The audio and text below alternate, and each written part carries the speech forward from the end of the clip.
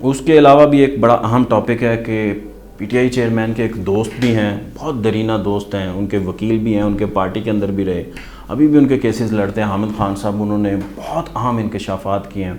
انہوں نے کہا، حامد میر صاحب سے بات کرتے ہوئے کہا ہے کہ جو نواز شریف کی نااہلی کا فیصلہ تھا نا، وہ ان کے عدالتی فیصلے سے پہلے آ چکا تھا۔ جب پاناما ہوا اور اس سے پہلے ڈان لیکس ہوئی، اسی وقت فیصلہ کر لیا گیا ایسا تھا کہ اسٹیبلشمنٹ اس وقت کی اور میاں نواز شریف ساتھ نہیں چل سکتے، اس لیے ان کو راستے سے ہٹایا گیا، اور اس کے پھر راستے سے ہٹانے کے بعد اس کے بینیفیشری کون تھے؟ اس کے بینیفیشری پی ٹی آئی کے چیئرمین تھے، ان کے لیے پھر ایک پوری ماحول بنایا گیا،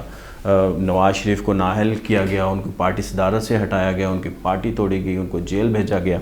اور اس کے بعد وہ وزیر اعظم بن گئے۔ ظاہر ہے اگر اس کے اندر نواز شریف صاحب کا جو پوچھیں تو یہ اس کے پیچھے کون تھا، تو وہ